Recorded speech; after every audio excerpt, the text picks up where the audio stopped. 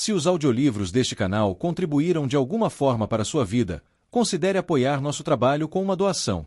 Sua contribuição é essencial para que possamos continuar produzindo e compartilhando conteúdo de qualidade. O link para a doação via Pix está disponível na descrição. Obrigado. Capítulo 39. Na Terra Tríplice. A Vienda parecia estar bem novamente. Havia uma perfeição calmante na Terra Tríplice. Os moradores das terras úmidas achavam as cores uniformes da paisagem monótonas, mas a Vienda as achava belas. Tons simples de marrom e bege. Eram familiares e confiáveis, não como os pântanos, onde tanto a paisagem quanto o clima eram diferentes a cada vez que se virava. A Vienda correu na noite que escurecia, cada passo pisando no chão empoeirado. Pela primeira vez em muitos meses, ela se sentiu sozinha. Nos pântanos, ela sempre se sentia como se estivesse sendo observada por um inimigo que não conseguia ver ou atacar. Não que a Terra Tríplice fosse mais segura. Longe disso. Aquele trecho sombreado sob o Nadras Cru era o covil de uma cobra letal. Se alguém roçasse nos galhos finos, a cobra atacaria. Ela vira 5 homens morrerem por causa daquelas picadas. O covil era apenas um dos muitos perigos pelos quais passará durante sua corrida para Ruidian. Mas aqueles perigos eram compreensíveis. Ela podia vê-los, medi-los e evitá-los. Se morresse pela picada da cobra ou caísse no calor da terra, a culpa seria dela. Era sempre preferível enfrentar o inimigo ou o perigo que se podia ver do que temer aquele que se escondia atrás dos rostos dos mentirosos pantaneiros. Ela continuou correndo, apesar da luz fraca. Era bom suar de novo. As pessoas não suavam o suficiente nos pântanos, talvez fosse isso que as tornasse tão incomuns. Em vez de deixar o sol aquecê-las, buscavam refrescância. Em vez de irem para uma tenda de suor adequada para se limparem, submergiam-se na água. Isso não podia ser saudável. Ela não mentiria para si mesma. A própria Vienda havia desfrutado desses luxos e passará a apreciar aqueles banhos e os belos vestidos que Elaine lhe impunha. Era preciso reconhecer as próprias fraquezas antes de poder derrotá-las.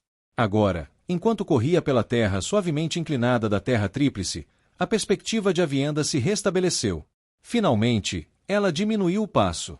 Por mais tentador que fosse viajar no escuro e dormir durante o calor do dia, não era sensato. Um passo em falso no escuro poderia acabar com a sua vida. Ela rapidamente coletou alguns arbustos secos e casca de natá, e então montou acampamento ao lado de uma pedra enorme. Logo ela acendeu uma fogueira, a luz alaranjada refletindo na rocha que se erguia sobre ela. Ela já havia abatido um pequeno peixe-concha antes, desembrulhou, tirou-lhe a pele e o colocou no espeto.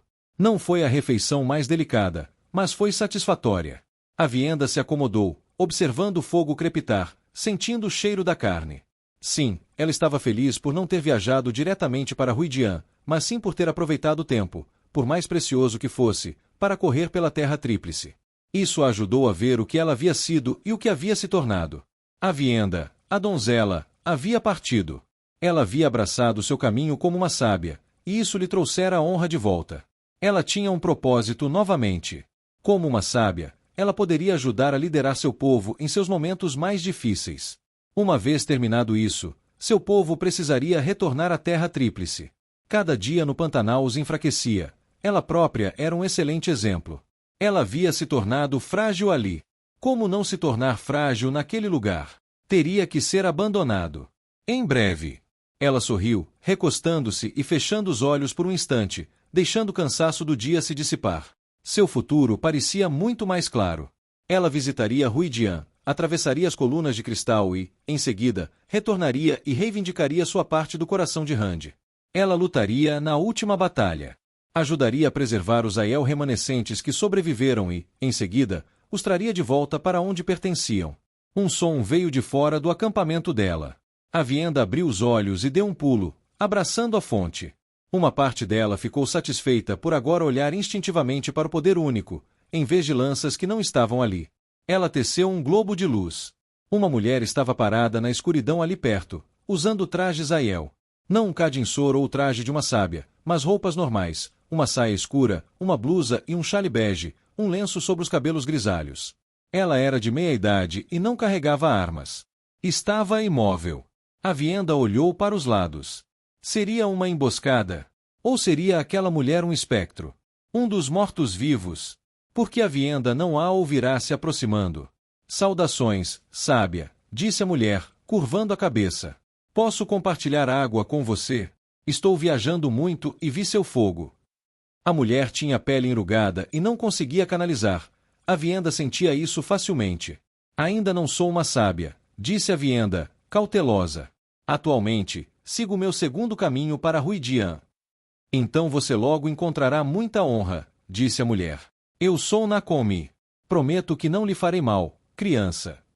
De repente, a Vienda sentiu-se tola. A mulher se aproximara sem armas em punho. A Vienda estava distraída com seus pensamentos, por isso não ouvirá Nakomi se aproximar. Claro, por favor. Obrigada, disse Nakomi, aproximando-se da luz e colocando sua mochila ao lado da pequena fogueira. Estalou a língua e tirou alguns galhos da mochila para aumentar as chamas. Tirou um bule de chá. Posso tomar um pouco dessa água? A Vienda pegou um odre. Mal podia dispensar uma gota. Ainda faltavam vários dias para Ruidian, mas seria ofensivo não atender ao pedido depois de se oferecer para compartilhar a sombra. Nakomi pegou o odre e encheu seu bule de chá, que então colocou ao lado do fogo para esquentar. É um prazer inesperado, disse Nakomi, remexendo em sua mochila, cruzar o caminho de alguém a caminho de Ruidian. Diga-me, seu aprendizado foi longo. Longo demais, disse a Vienda. Mas principalmente por causa da minha teimosia. Ah, disse Nakomi. Você tem um ar de guerreira, criança. Diga-me, você é um daqueles que foram para o oeste?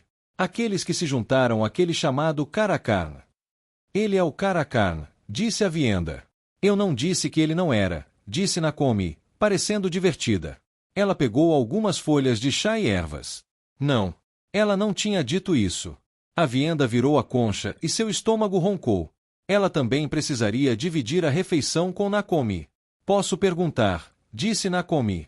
O que você acha do Caracarn? Eu o amo, pensou a Vienda imediatamente. Mas ela não podia dizer isso. Acho que ele tem muita honra. E embora não saiba os costumes, está aprendendo. Você passou algum tempo com ele, então? Algum, disse a Vienda. Então, para ser mais honesta, acrescentou, mais do que a maioria. Ele é um pantaneiro, disse Nakomi, pensativa. E Caracar? Diga-me, os pantanais são tão gloriosos quanto muitos dizem? Rios tão largos que não se consegue ver o outro lado, plantas tão cheias de água que explodem quando espremidas. Os pântanos não são gloriosos, disse a Vienda. Eles são perigosos. Eles nos enfraquecem. Nakomi franziu a testa. Quem é essa mulher? Não era incomum encontrar Aiel viajando pelo deserto. Até mesmo crianças aprendiam a se proteger. Mas Nakomi não deveria estar viajando com amigos e familiares. Ela não usava as roupas de uma sábia, mas havia algo nela. Nakomi mexeu o chá e, em seguida, reposicionou a concha de Avienda, colocando-a sobre as brasas para cozinhá-la de forma mais uniforme. De dentro da mochila, tirou várias raízes de terra profunda. A mãe de Avienda sempre as cozinhava. Nakomi as colocou em uma pequena caixa de cerâmica para assar e a deslizou para dentro das brasas. A Vienda não percebera que o fogo havia esquentado tanto. De onde tinham vindo todas aquelas brasas? Você parece perturbado, disse Nakomi. Longe de mim questionar um aprendiz de sábio. Mas vejo preocupação em seus olhos. A Vienda conteve uma careta. Ela teria preferido ficar sozinha. E, no entanto, convidará aquela mulher para compartilhar sua água e sombra. Estou preocupada com o nosso povo. Tempos perigosos estão chegando. A última batalha, disse Nakomi suavemente. Aquilo de que os pantaneiros falam. Sim. Me preocupo com algo além disso. Os pântanos, corrompendo nosso povo. Tornando-os fracos. Mas os pântanos fazem parte do nosso destino, não é? As coisas que dizem que o Caracarn revelou nos ligam aos pântanos de maneiras curiosas. Supondo que o que ele disse seja verdade. Ele não mentiria sobre isso, disse a Vienda. Uma pequena onda de urubus grasnou e voou no ar escuro da noite. A história do povo de Avienda, as coisas que Rand Altor havia revelado, ainda causava sofrimento a muitos Aiel. Em Ruidian, Avienda logo veria essa história com os próprios olhos, a de que os Aiel haviam quebrado seus votos. O povo de Avienda outrora seguirá, e depois abandonara, o caminho da folha. Que pensamentos interessantes você levanta, aprendiz, disse Nakomi, servindo o chá. Nossa terra aqui é chamada de Terra Tríplice. Tríplice, pelas três coisas que nos fez. Nos puniu pelo pecado.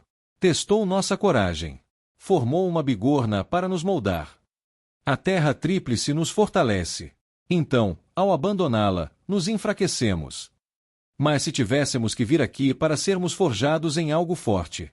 Nacomi disse, isso não sugere que os testes que enfrentaríamos, nos pântanos, eram tão perigosos quanto a própria terra tríplice?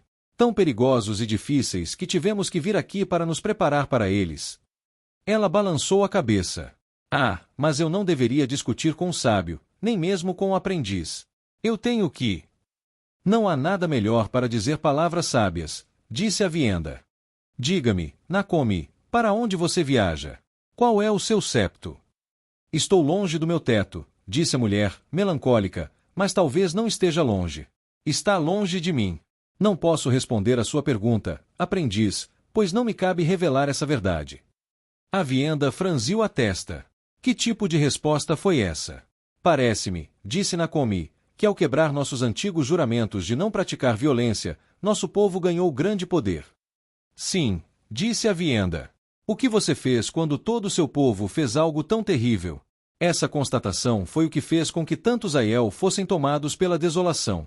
Eles largaram suas lanças ou se recusaram a remover o branco de Gaishain, insinuando que seu povo tinha um poder tão grande que jamais poderia ser alcançado. Mas eles estavam errados. O dever dos Aiel podia ser cumprido, tinha que ser cumprido. Esse era o propósito de servir ao Caracan, o representante daqueles a quem os Aiel haviam originalmente jurado. Encontraremos nosso destino, disse a Vienda, lutando na última batalha. Os Aiel, portanto, recuperariam sua honra. Uma vez paga, você a esquecia. Lembrar-se de uma falta que já havia sido paga era arrogância. Eles estariam acabados. Poderiam retornar e não sentir mais vergonha pelo que acontecerá no passado. A Vienda assentiu para si mesma. E então, disse Nacomi, entregando-lhe uma xícara de chá, a terra tríplice foi o nosso castigo. Viemos aqui para crescer, para que pudéssemos encontrar o nosso destino. Sim, disse a Vienda. Parecia claro para ela. Então, depois de lutarmos pelo Caracan, teremos cumprido esse tó. E, portanto, não teremos motivo para sermos punidos novamente. Se for esse o caso, por que retornaríamos a esta terra? Não seria como buscar mais punição, uma vez cumprido o tó. A Vienda congelou. Mas não, isso era bobagem. Ela não queria discutir com Nacomi sobre o assunto, mas os Aiel pertenciam à terra tríplice. Povo do dragão, disse Nacomi, tomando um gole de chá. É isso que somos. Servir ao dragão era o propósito por trás de tudo o que fazíamos. Nossos costumes, nossos ataques uns aos outros, nosso treinamento rigoroso, nosso próprio modo de vida. Sim, disse a Vienda. E então, disse Nacomi suavemente, uma vez que Cega Vista for derrotado, o que nos resta? Talvez seja por isso que tantos se recusaram a seguir o Caracan. Porque se preocupavam com o que isso significava. Por que continuar com os velhos costumes? Como encontraremos honra em saquear, em matar uns aos outros, se não estamos mais nos preparando para uma tarefa tão importante? Por que nos tornarmos mais fortes? Só por sermos fortes. Desculpe, disse Nacomi. Deixei-me devagar de novo. Receio que eu tenha tendência a isso. Aqui, vamos comer. A Vienda se assustou. Certamente as raízes ainda não estavam prontas. No entanto, Nacomi as arrancou, e elas cheiravam maravilhosamente bem. Ela cortou a casca, pegando 2 pratos de lata da mochila. Temperou a carne e as raízes e passou um prato para a Vienda. Ela provou, hesitante. A comida estava deliciosa. Maravilhosa, até. Melhor do que muitos banquetes que ela já tivera em belos palácios no Pantanal. Ela olhou para o prato, maravilhada. Com licença, disse Nacomi. Preciso cuidar da natureza. Ela sorriu, levantou-se e desapareceu na escuridão. A Vienda comeu em silêncio, perturbada pelo que fora dito. Uma refeição maravilhosa como aquela, preparada na fogueira e com ingredientes humildes, não era prova de que o luxo dos pântanos não era necessário. Mas qual era o propósito dos Aiel agora? Se não esperavam pelo Caracan, o que faziam? Lutavam, sim. E depois? Continuavam a matar uns aos outros em ataques. Com que objetivo? Ela terminou a refeição e pensou por um longo tempo. Tempo demais. Nacomi não retornou. Preocupada, a Vienda foi procurá-la, mas não encontrou nenhum vestígio da mulher. Ao retornar à fogueira, Aviendha viu que a mochila e o prato de Nakomi haviam sumido. Ela esperou acordada por um tempo, mas a mulher não retornou. Por fim, Aviendha foi dormir, sentindo-se incomodada.